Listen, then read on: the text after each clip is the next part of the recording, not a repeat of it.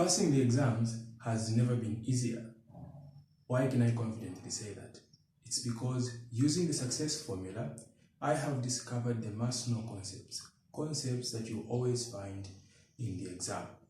So today, in mathematics, we are going to talk about numbers and notation. And under numbers and notation, we are going to talk about Roman numerals and Arabic numbers. What are Roman numerals? First of all, let me start with the Arabic numbers. Let's say mom sends you, let's say for example, in the kitchen to go and count the tomatoes that are there. When you go there, you're going to count them by assigning each tomato a number. For example, you say 1, 2, 3, 4, 5. If you were in Rome, that would be E, E, E, E, E, E, E, E, V, V, E, V, E, E, and so on and so forth. What are those noises I just made? Let me show you now. So Arabic numbers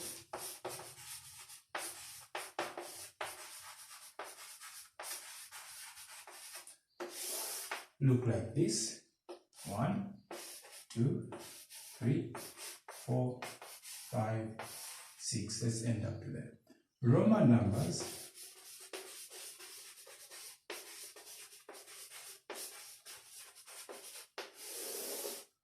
look like this. E, E, E, E, E, E, E, E, If, V, V, E, like that. So you are now supposed to understand what this is and how it works. And that's what I'm here to teach you. So how do those Roman numbers work? Roman numbers work like this. They have letters that they have picked out of the English alphabet, and each letter represents a specific number. Let me show you a table that shows how Roman numbers and Arabic numbers are related.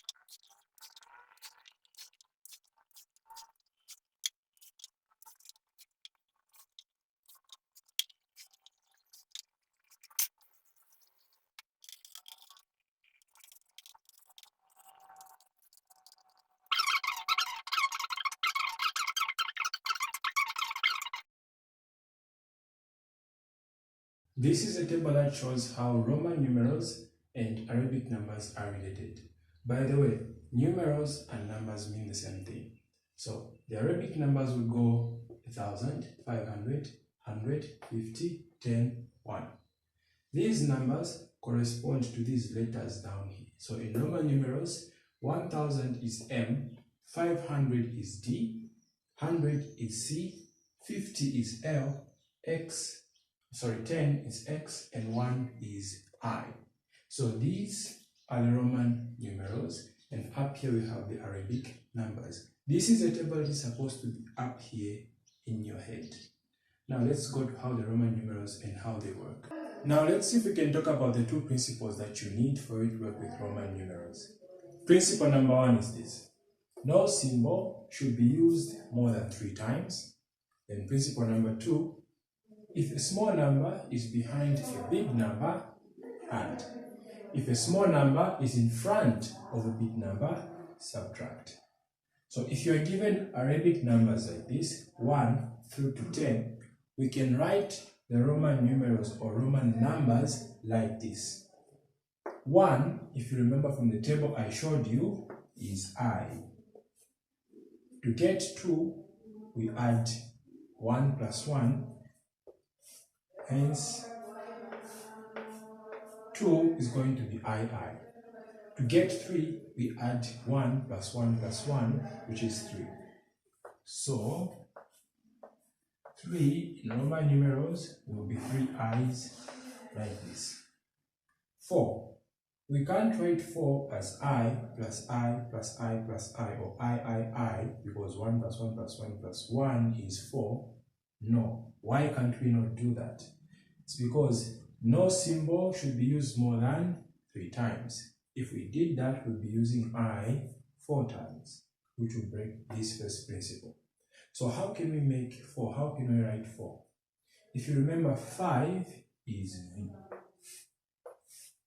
Why is this important? Another way of finding 4 is subtracting 1 from 5. So I can use 1 and 5 to write 4. Now, we need the second principle for us to know or to understand, for you to understand what I'm about to do. If a small number is behind a big number, it's on this side, we are supposed to add. But in this case, we want to subtract 1 from 5. So we follow the second part, which says, if a small number is in front of a big number, subtract. Hence, to write 4, we are going to say IV. If the small number is in front, we subtract, which is 5 minus 1, giving us 4. So this is how we write 4. 5 will just be a V. 6. 6 is 5 plus 1. So to get 5 plus 1, we're going to get 5 and 1 and add them. Following this second principle, if a small number is behind a big number, we are supposed to add. So in this case, I'm going to get V and put the I behind or after the V, making a 6. 7, following the same principle, will be V, I, Y, because 5 plus 2 is what gives us 7. This is a 5, this is a 2. 5 plus 2, 7. For 8, same principle, V, I, like that. For 9, we cannot say V with 4 I's because it will be breaking the first principle. So for 9, what do? We do what we did with 4. We get 10, which is X, and then we subtract 1. So where am I going to put the I? After or before the X? If I want to subtract, I'm supposed to put the small number in front. So if I put my I here, this will be 9, and 10 will just be X. So 1, 2, 3, 4, 5, 6, 7, 8, 9, 10 in Roman numerals will be I, V, VI, VII, IX, and X. The iconic E, Eve,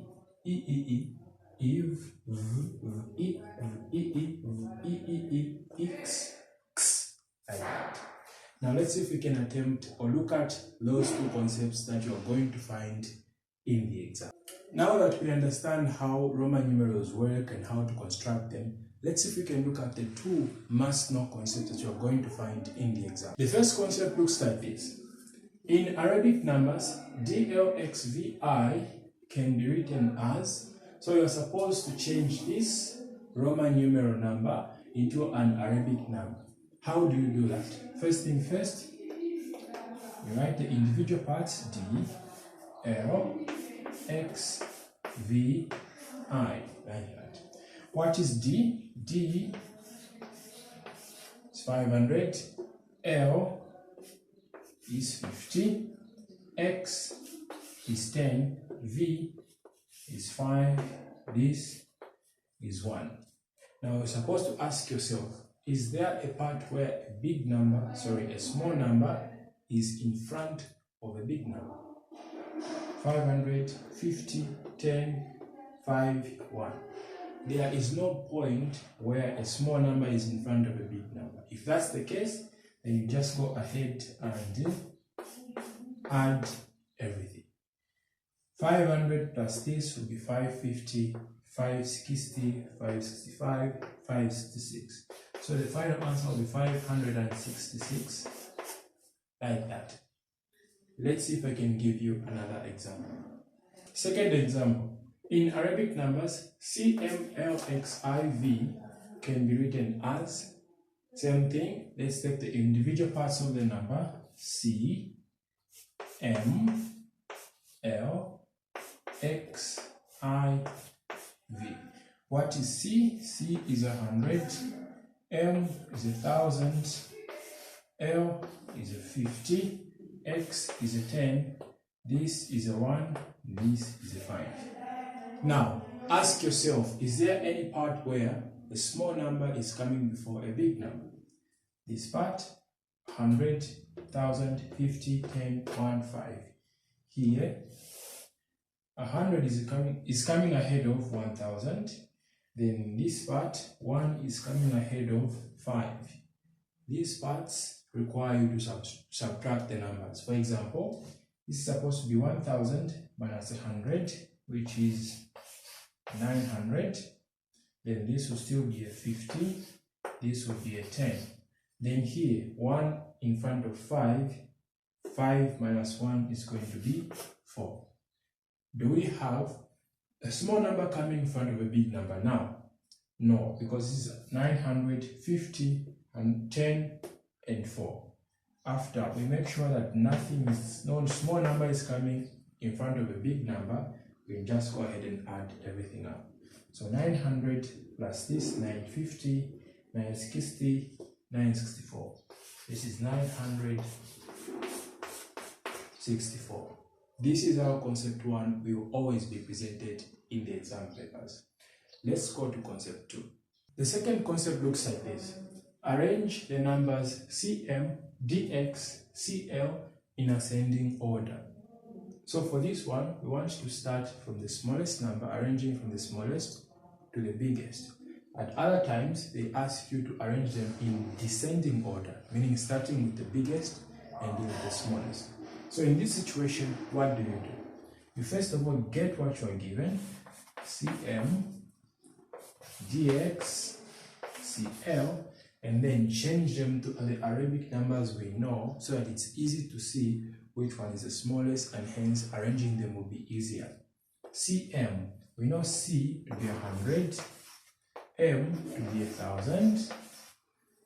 Here, d is 500, x is 10, c is 100, l is 50. What number is this? This is a small number in front of a big number, so we subtract 1,000 minus 100. This will give us 900. So cm is 900. Then this 500, then 10. Big number, then small number, so we just add 500 plus this is going to give us 510. So dx is 510. Then cl, 100, then 50. Big number, then small number, so we just add. So this plus this is just 150. So now looking at this, we can easily see which one is the smallest. We know that CL 150 will be the smallest, followed by DX 510, then followed by CM. Now we have arranged these in ascending order. Example 2. Arrange the numbers LDVI, MM, CXX in descending order. Meaning we are going to start with the big one, the biggest, then going to the least. If you feel you can attempt this one, you can pause the video, attempt this, then compare your answer with my answer. So as usual, we are going to do L, D, VI, then MM, then C, X, X. This part, we know L to be a 50, D to be a 500, V to be 5, I to be 1. Is there a part where a small number is coming in front of a big number? Yes, this part. So this is supposed to be subtracted. 500 minus 50, this is 450. Then I have a 5 and I have a 1. Is there a part where a small number is coming in front of a big number? No. 450, 5, 1. Now we can just add them. This plus this, 455 plus this, 456. That is LDVI. Then MM, I know M to be 1,000. The other M, the 1,000 as well. There's no small number in front of a big number. In fact, these two are the same. So we just go ahead and add them. So this is going to be, let me write it down here for you. Unity's sake. Going to have a 2,000 down there. Then CXX. C is 100, x is a 10, the other x is also a 10. Is there a part where a small number is coming in front of a big number? No. So we just add this plus this, 110, 120. Now we can clearly see the numbers.